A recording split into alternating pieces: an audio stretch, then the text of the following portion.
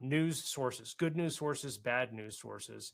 And you're going to discover that probably most of the good news sources are not very exciting, but they are reliable. And you have to use good sources in order to make good decisions. Join me, Erik Stenbakken, and my co-host, Kristi Candle, on the Real Estate Pessimist podcast as we talk about good news, bad news, and which one is going to help you move forward as a real estate investor.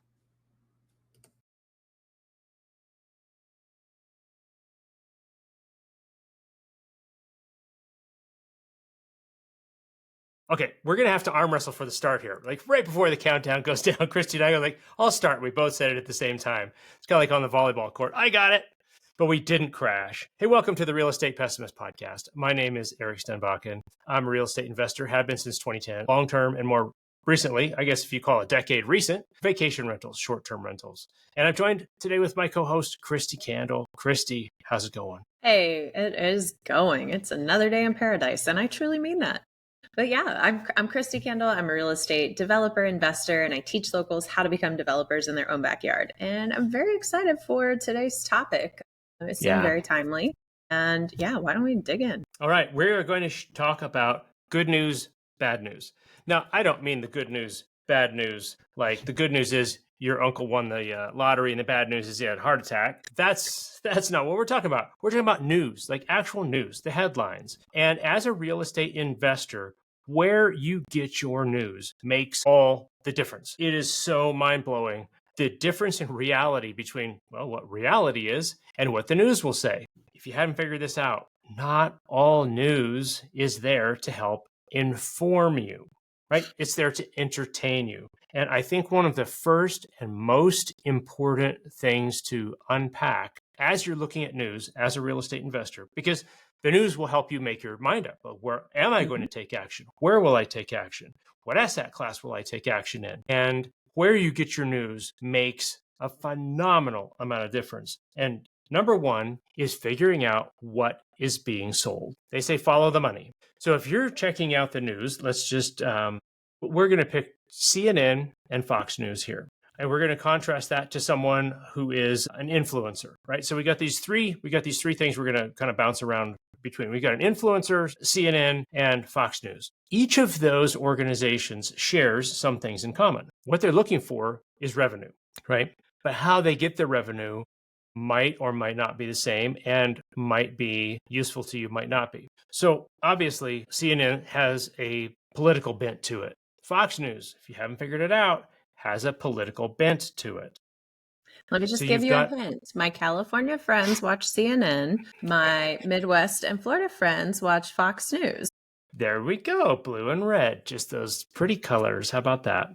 So we're going to unpack this a little bit more and talk about news. So Kristi, first up, where is a bad place to get news? Where have you seen people get news and then ask you, say, Kristi, I heard so-and-so. Where are people getting bad news? I mean, honestly, and I don't know if this is where you're going with it, but people are getting their news today from TikTok, from Snapchat, from other sources. And I think one thing that we have to realize now is if we take a step back, the news used to come from a place where we in theory trusted it, and it came from a few select sources. But now with technology and our ability to reach, it can come from everywhere. And we have to use, what would that be? Our discernment, a little bit more discretion, and really question, no matter who it is. And unfortunately, our major news networks have proven to us we need to question them as well and go, what is their intent? What is their reasoning behind why they're giving us this information? And then seeing, is this information that will benefit me? But I think that just in general, just asking, why is someone saying this? What is their intent? Goes a long way. Yes. And I think we've come to understand that today's economy is an attention economy, is that what's being sold is your time. It is your eyeballs on that screen. And the longer that whoever they is, and by the way, that's the same for an influencer and CNN or Fox. That's not, no matter which way politically you're going, it's the same thing as they want your attention, because attention equals dollars. And, maybe they have something to sell you. Maybe they've got something, a course, maybe it's an advertisement, who knows what it is, but they've got something for you.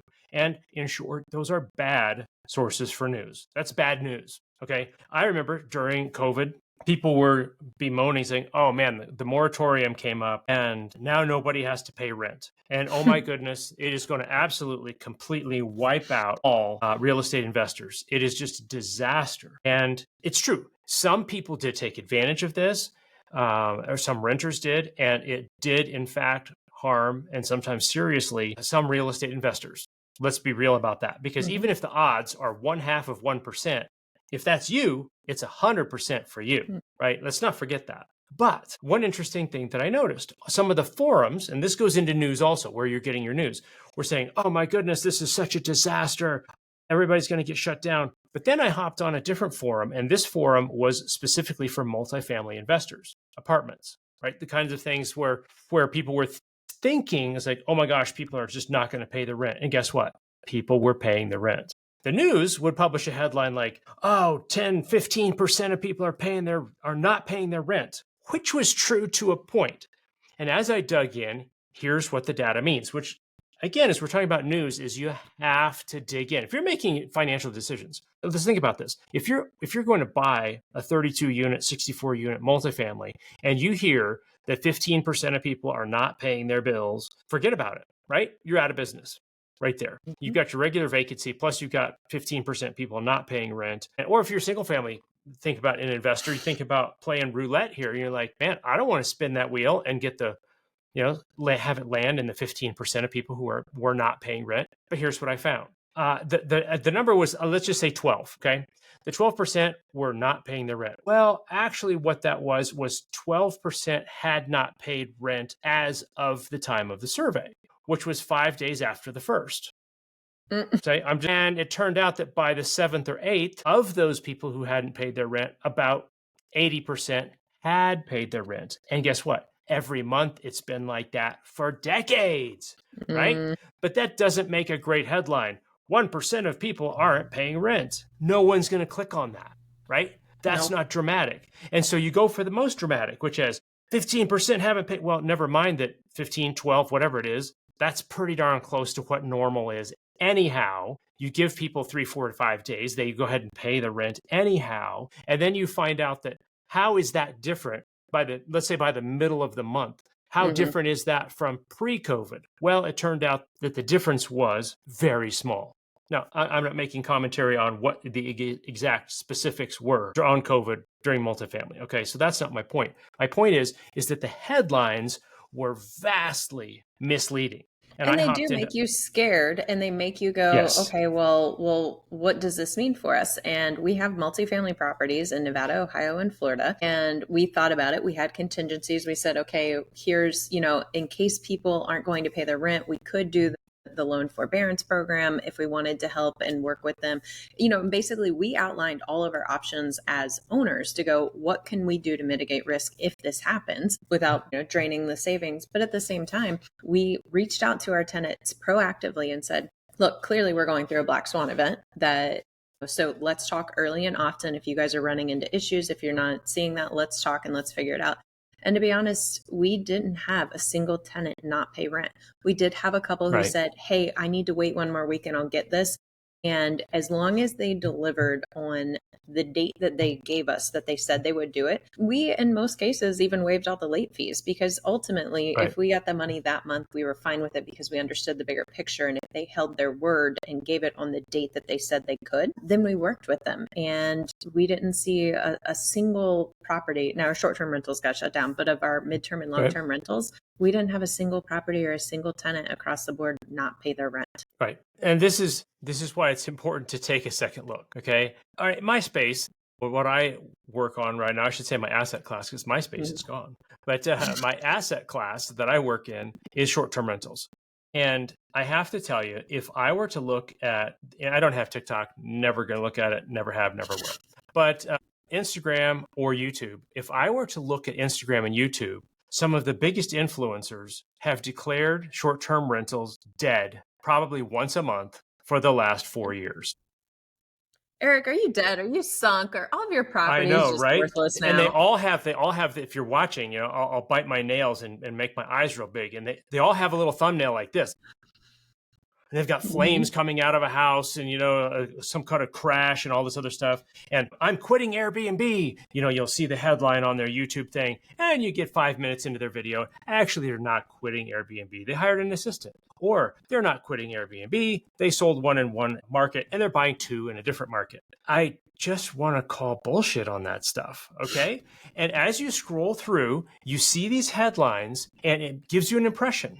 Okay. Even if you don't watch the stuff, and maybe especially if you don't watch it, it gives you an impression that X, Y, or Z is happening. And the fact is that whether it's major media or whether it's social media influencers or YouTubers or whatever, they want your attention.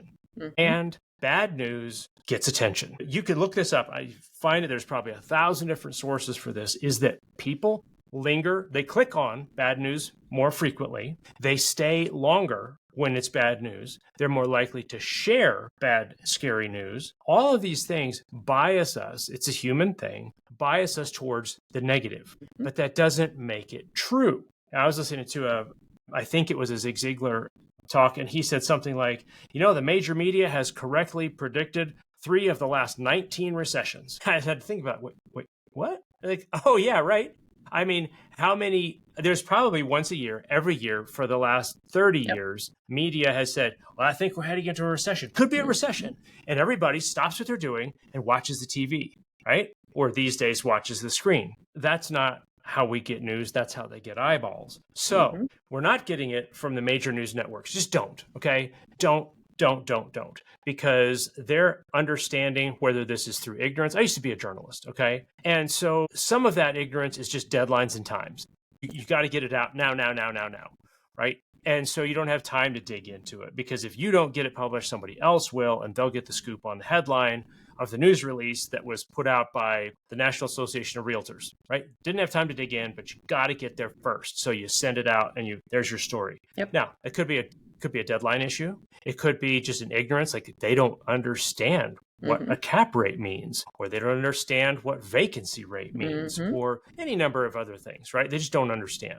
Could be a little bit of bias going on because we want to see the news go this particular direction, right? And so we choose to highlight certain things over the others. Just for fun, I went onto Fox Business yesterday, and of 15 headlines, 7 of the 15 headlines having to do with business all had Jerome Powell. Do you really Did they come out with new numbers? Is that why?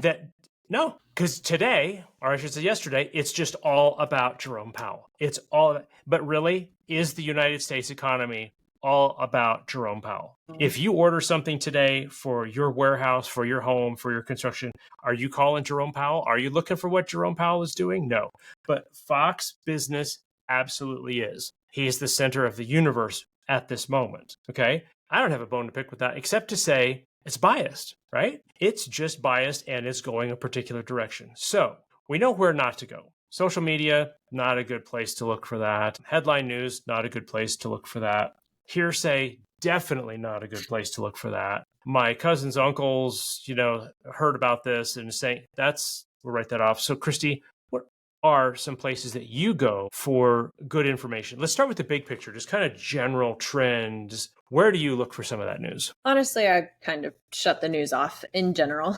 I feel like if anything is big enough, like my general perspective, if anything is big enough, everyone is going to talk about it on both sides. And I'm going to then hear about it and go, oh, that's interesting. I should probably dig in more, because now everyone's talking about it and they don't like it. And if they somewhat align and why they're talking about it, go, okay, that's something to pay attention to. But generally, I've really narrowed it down, because after seeing, and a lot of it for me was, going through the pandemic, and I would watch all the stations and see and realize, oh, wow, like I'm now understanding and seeing the bias for what it is. And I just realized that I could put better stuff into my system. And if the world folds, then yeah, okay, well, it's done. But that being said, where I do go to get information is I have a couple different podcasts, and I think it's key, instead of hearing from my friends, uncles, sisters, brothers, whatever, it's okay, well, I know that there's people in different spaces that I work, whether it's real estate, whether it's business, and I know that they are voices that will, in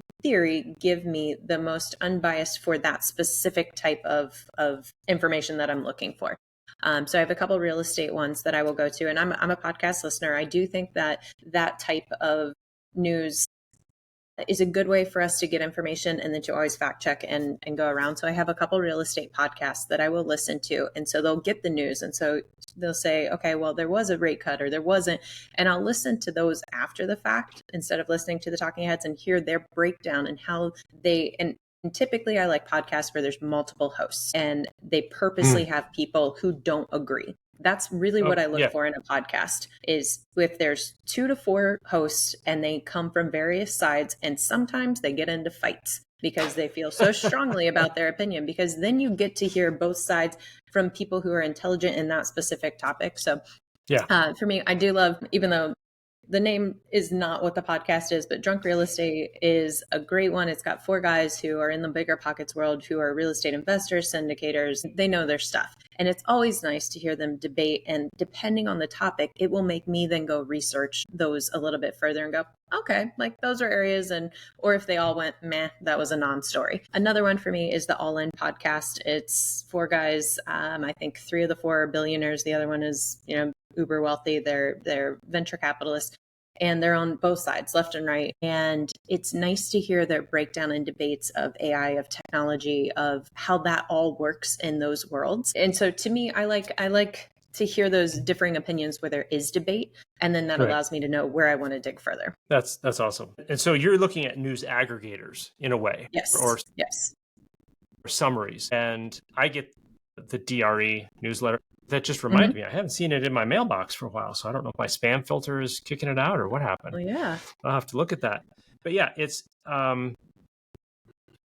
there's news aggregation things we can look at. What I used to do, I don't do it so much anymore because I don't spend much time looking at major network news at all anymore. But I used to do this. I had a list that I would go through. I would hit CNN, I would hit Fox, I would hit Reuters, I would hit AP, I would hit the BBC Americas, and I would hit Al Jazeera Americas. Yes. And I figured, you know what? By hitting all of those sources, I've got a pretty good idea of at least some dimension. Because if you're getting your news from just one place, you have essentially a one-dimensional view of that topic. I mentioned briefly that I was in journalism for a while. And I remember one time, one of my assignments was to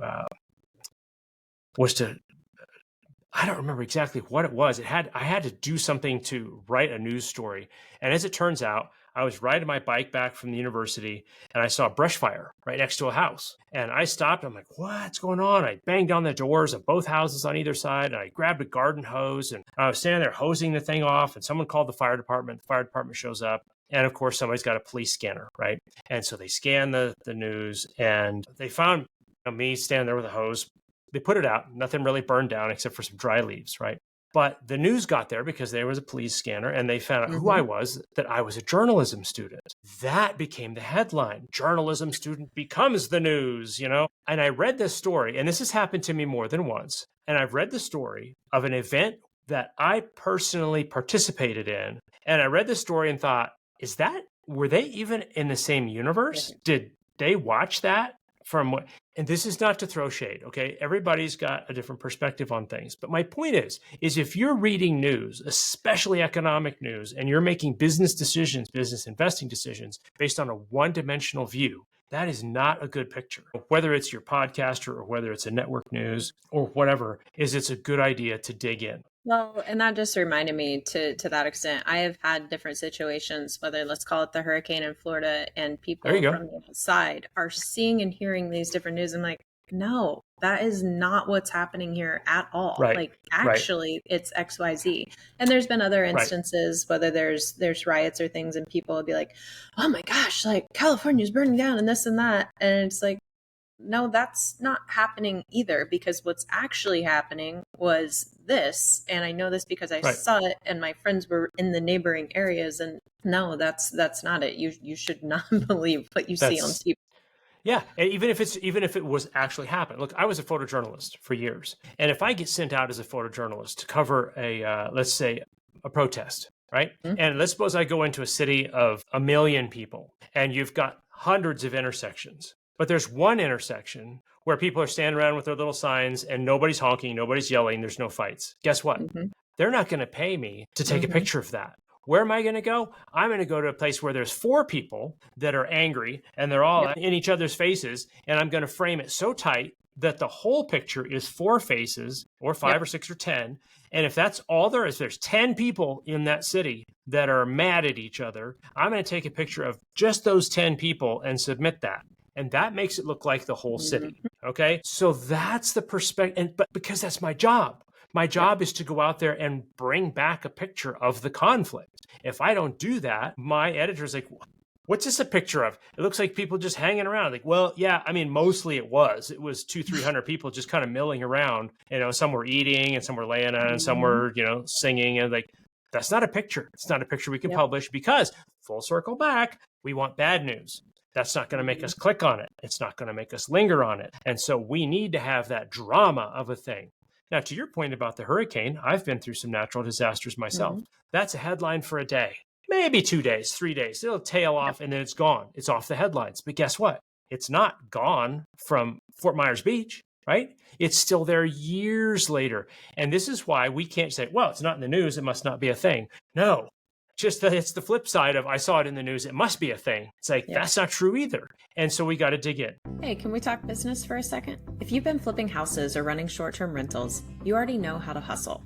You know how to spot opportunity, add value, and make a property work harder. But if we're being honest, flipping gets exhausting, and short-term rentals are definitely not passive. So what's next? For a lot of people I work with, the answer is real estate development. I'm talking about turning a vacant lot into a quadplex, or bringing a rundown building back to life as a mixed-use space. I'm Kristi Candle, and I've been a real estate developer my entire career. And now I host the Local Real Estate Developer podcast to help locals like you do the same. We pull back the curtain and show you what it takes to go from flipper or host to local developer. If you're ready to build something bigger, this podcast is for you. Check out the Local Real Estate Developer podcast on all platforms. Let's talk about some good data sources. Now, let's suppose somebody says something on a podcast to you, Kristi, and you hear like, well, that's fascinating. Let's suppose on one of your podcasts, somebody says something about a new opportunity zone for commercial development. And you're like, I'm kind of shopping into that. How do you go about vetting that or digging into what you found as a lead? I will go directly to the source.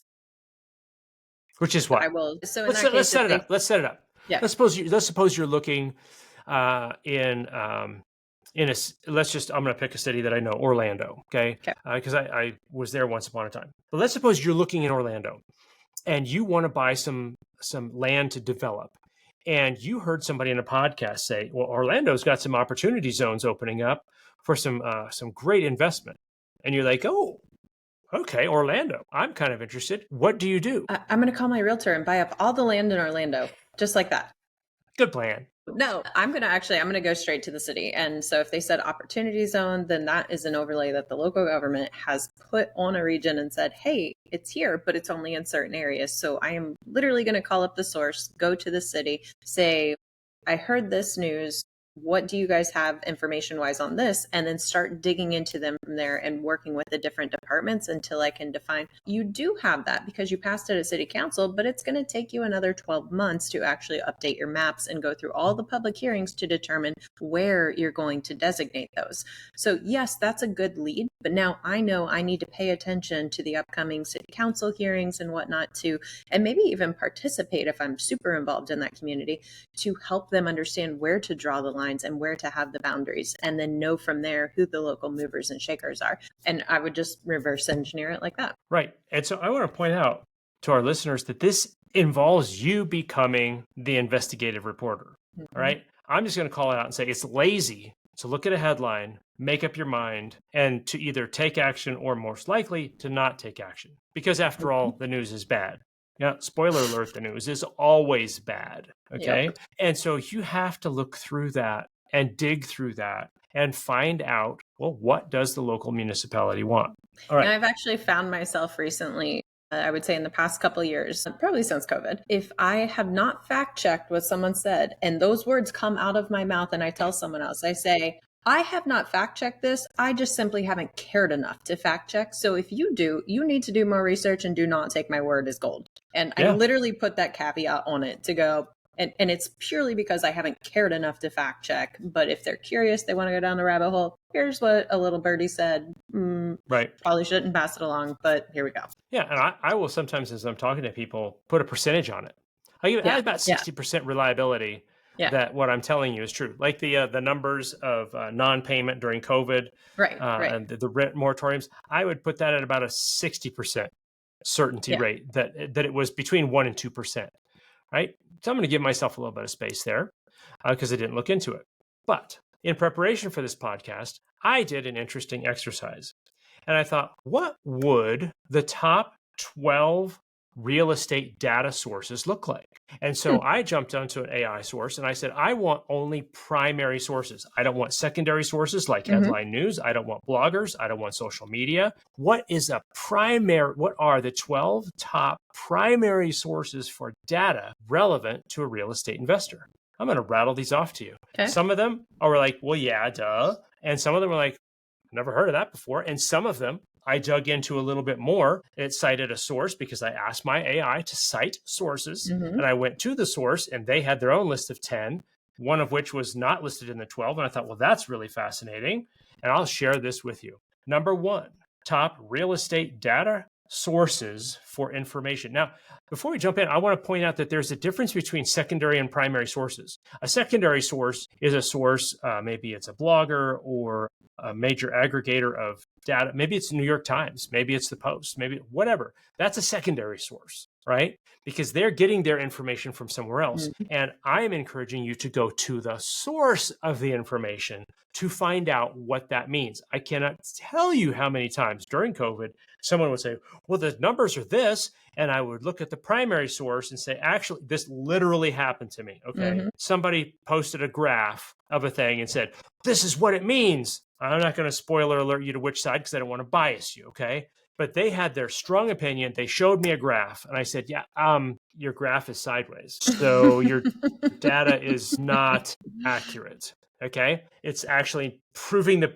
point opposite of what you're trying to say. So you've got to go to the primary source and figure out what is the data, what is it, and what do they mean by it, and unpack it. Number 1, U.S. Census Bureau, right? They keep track of a lot of people moving around. Number 1 source for real estate investors. Think about this. If you're thinking about buying in the Northwest, but you check on the Census Bureau and find out everyone is leaving the Northwest, well, that's why everything's for sale. You're like, well, so vacancy might go up there because people are moving out but not moving in.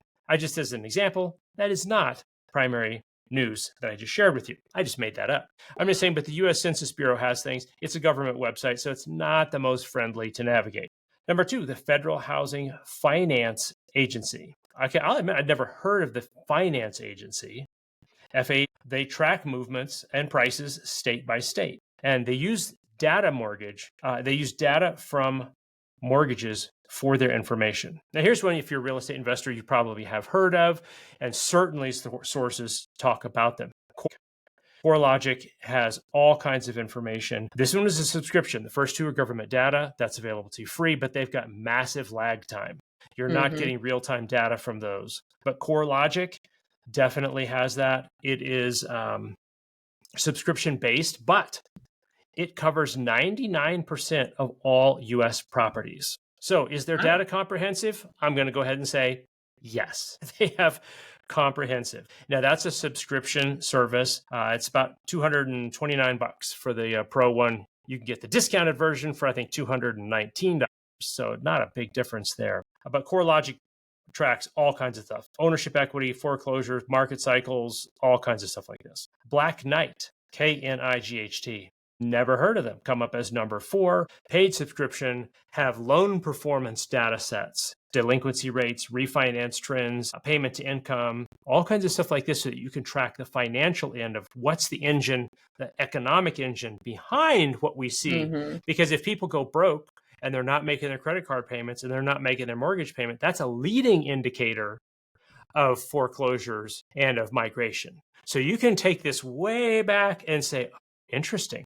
I noticed that this is happening over here, which will probably have a domino to over here. And the sooner you get that information, the better. This is why these big REITs and these big organizations, Blackstone, They're combing through all this stuff all the time. And that's why, like, well, how come they seem to know? It's because they're looking at primary data, and you can too, right? It's available to you, and it's not prohibitive. If you're talking about buying a property, there's none of these places that I found that is a prohibitive cost to do your own research. Far cheaper than the average coach, okay? So Black Knight, National Association of Realtors, NAR. They release all kinds of information. Now, some of it is behind closed doors, unless you are a realtor. And by the way, I want to remind you that realtor is a brand. Okay, that's like saying McDonald's is a brand of restaurant. A real estate agent just means fast food, right? But the brand is realtor. So a lot of the information that NAR publishes is available for free, and you can get that, some of it's members only. National Association of Home Builders, right? You can track where are builders starting, where are builders looking to get a quick exit from, and they're like, get the heck out of here. I had a seller's agent from a major home buyer, a home builder, reach out to me and say, wow, we're doing buy down rates to 2.99, that as in 2.99% interest for the first year. 3.99 for the second year, plus some significant bonuses to agents if they bring buyers. Well, what does that tell me? They want to sell. They've got inventory. Okay, so National Association of Home Builders will tell you all kinds of interesting things about permits, building starts, sales, what kind of discounts are going on, and it's a windsock, right? You put that out and you can figure which way the wind is blowing. Redfin. I'm going to tell you, I jumped onto Redfin and I am not done. I knew Redfin, like, yeah, sure, I use it for looking up stuff like this. It's a little bit more, I like it a little bit better than Zillow. Zillow has some things that I like. And Zillow, by the way, is like the next one. The next three are Redfin, Realtor.com, and Zillow.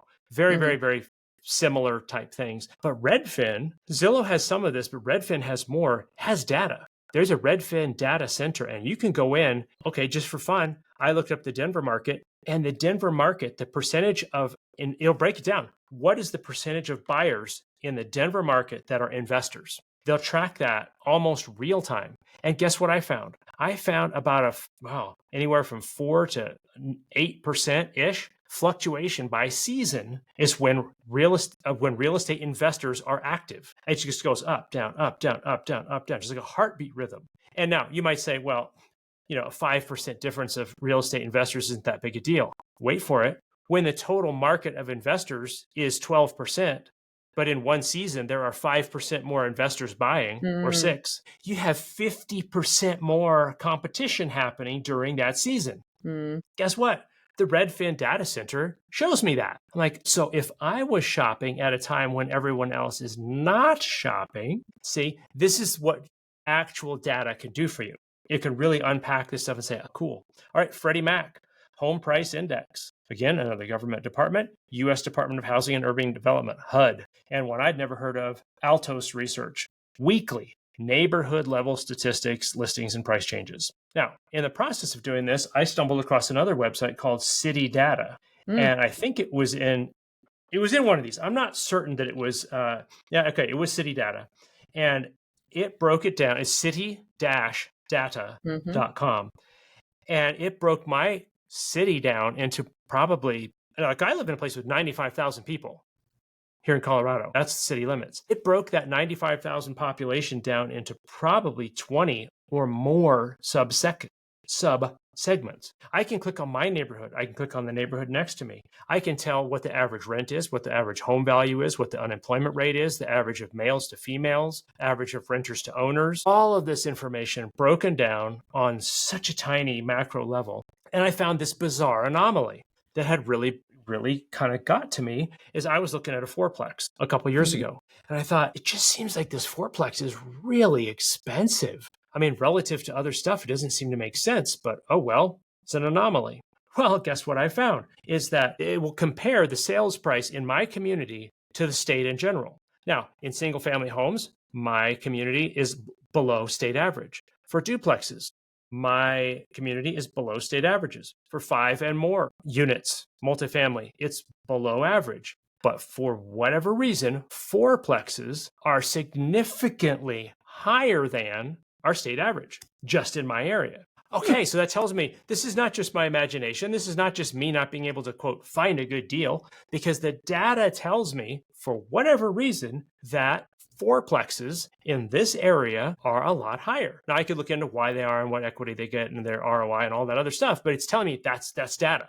That's information. And it's kind of cool. I got to start down a rabbit hole. I'm like, ooh, this is going to be really useful information. All these things. So those are some of the data sets that I look at. And let's talk about some space specific ones. I've got a few for short-term rentals, just to give you an example of some of the news sources that you should be considering as you're making investment decisions. Again, not relying on the TikTokers, the YouTubers with the doom and gloom or the excitement. I made $1 million on this. It's like, no, okay. And maybe they did, but maybe that was their magic, that was the unicorn, right? Yeah, that was the unicorn. Okay, so I'm gonna give you an example. It's the YouTube kid sitting in his car. It's like, I just got this check for $100,000 wholesaling his house, which is true. He does have a check for $100,000, and he's on the way to the bank to deposit that because he owes $93,000 to someone else this afternoon. Okay, so did he get the check? Yes. Did he make that much? No. And how much did he spend in the meantime? What are the taxes he's going to pay? That's not money you're putting in your account and going and buying a new car with. Now, this is why you have to dig into the data. So for some that I have for short-term rentals specifically, there are two management companies that want to manage your properties, and they're nationwide. One is Evolve. The other is Vacasa. I've worked with one. I currently work with neither, but they manage a lot of properties, which means they have a lot of first-hand data sources. They have their primary source because they know how much is getting rented. And get this, they know what markets are hot. I checked both Evolve and Vacasa just this morning before our podcast, and both of them have a section for buyers. They want you to buy because they want to manage the thing that you buy, right? Now, they can't control that, so you can get the data if you want to, and you can use them or don't use them. But they'll have like, hey, Evolve had 6 ski areas that you could consider buying. They have data on that information. You can look at that. But I want to throw this out as a caveat.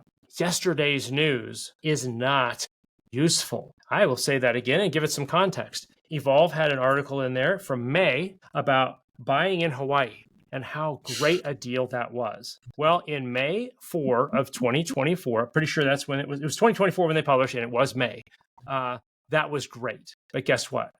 Moments later, the mayor in Maui announced we're going to wipe out 7,000 legal STRs. So after that happened, that news article is not relevant anymore, right? So whatever news you get, you read a blog that let's just say, oh, wow, I've read this thing about Dallas. It's just such a great place to do short-term rentals. Well, you know what? You better find out what today's headline is from a first, primary source and find out if that is still the deal, right? Because that expired. So places that manage things. Well, guess who else has data on short-term rentals? Airbnb has data, and they'll have blogs. They have information. They release news, but you have to dig into this, okay?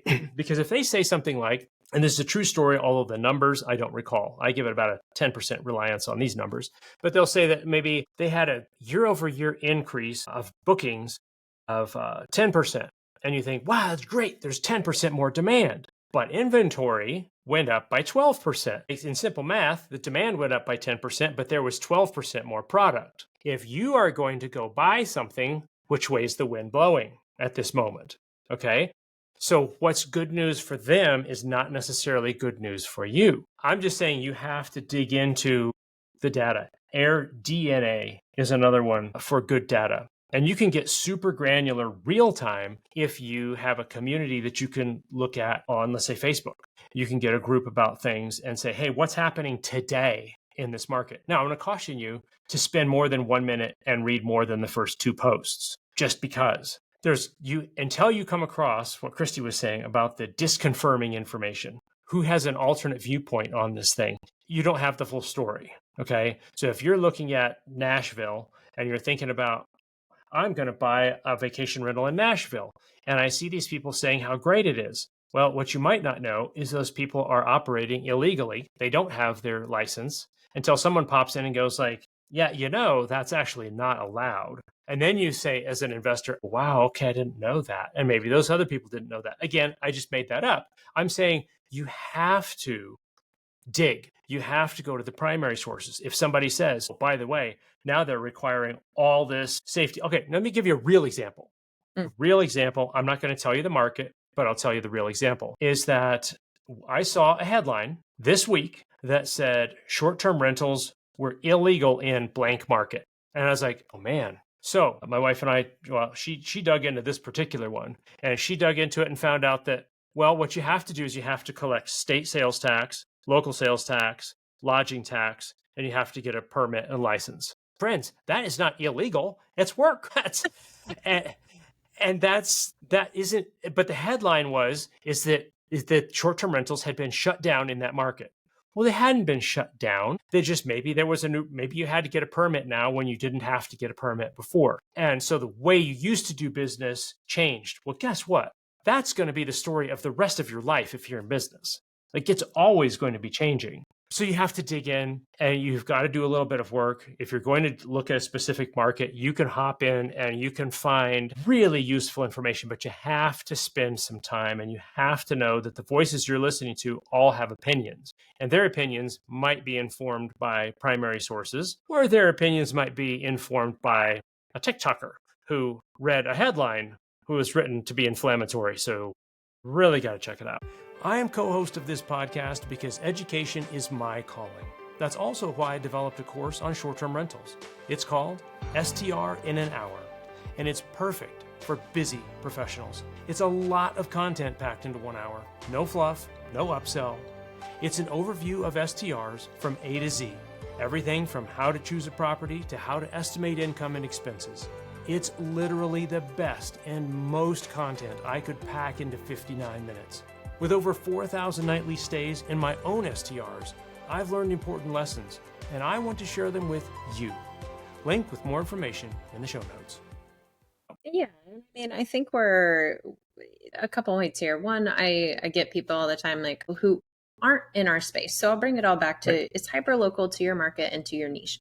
And I'll get people who say, oh, I probably shouldn't buy a house now because interest rates are really high. Okay, well, actually, that has nothing to do with why you should or shouldn't buy a house, because it's where are you at in life? What's your current situation? What do you need to make an investment based on income or not? And based on where your portfolio is. And if you were to buy when the interest rate is high and it makes sense and you bought it at the right deal at the right price, and you could potentially always refinance later, there's so many other factors that go in. I think if you're on the sidelines and you hear that, then you go, great, now I don't have to go do this. I don't have to stretch myself. I don't have to get out of my comfort zone because the headline reaffirmed what I was hoping for. So I would say, be careful on that. Maybe question yourself, question what your thinking is behind that. And then do like the people who reached out to me, they reached out to someone they knew was in real estate. They knew what was going on. And then we dove into those questions I just asked. And in one case, it was, don't buy right now. In another case, it was stop holding yourself back. That's right. And to that point, when we're talking about news and stuff, part of the reason I did stop listening to national news and everything, I'm like, again, if the world is falling apart, if it's imploding, like everyone from every side will be telling me, and it's great. And if it is, there's nothing I can do anyway. But what I can do is I know my markets inside and out. I know where that's at. I know the people there. When I'm in Florida and I'm not in Tahoe and something comes up in Tahoe, I will then go to the source, whether it's the local government, whether it's to my friends who are investors there and property managers and cleaners. And I will go, okay, heard this is happening. What is actually happening? Right. And I think the more that you stay hyper local, get your boots on the ground, get the people that you know and trust, ask a bunch of different opinions. And I've got people who I will ask something about short-term rentals and they are so gung-ho and they're the optimist and they're going to find it. And I've got some in that same market who go, oh, well, like this was a little worse. And then I can see through that and make my own educated business decision. So I do tune out the national news, but I am hyper involved and I'm involved in my chambers. I'm involved in local groups and organizations. I know what's happening. I know when the Intel plant is coming in and how it's impacting certain submarkets of Ohio and then the ancillary stuff going on. So I will block out probably 95% of the noise, but I will hyper focus and go way deeper, super deep on my market. So just take that thought process into consideration. That's right. And what started it out is you said, well, somebody said, oh, I can't buy because the interest rates are too high. And I said, well, I would challenge people to say, which lenders have you called and talked to personally? Probably none, right? And it's like the interest rate, is that impacted by your DTI, your debt to income? Is it impacted by your credit score? Yeah. Is it impacted by how much down you have to pay? Yes. Have you talked to anybody about special incentives? Well, okay, maybe not. My point is that the more you dig, the more you actually know. Because the headline on the news may say, oh, mortgage rates have fallen to 6.5%. And you call your lender and they may say, well, actually, yeah, if you're a first-time home buyer in this rural area, I could get you 6.25. But if you're an investor and you're putting down 15%, your rate's going to be 7.75 or whatever it is. Okay. Is that you have to find out for yourself what it means. And if you haven't asked the people or you haven't done the research on a primary source, you actually don't know. What you've gotten is an opinion of somebody, but you don't have information. And that's the summary of what we're trying to talk about here on this episode is you have to have, if you're going to be making important decisions, and I think buying a home, a property, a multifamily, self-storage, whatever it is, you have to have the data. You have to have the data and you have to have done the homework. If you're counting on your real estate agent to do that, I am not going to throw real estate agents under the bus, but watch me throw them under the bus.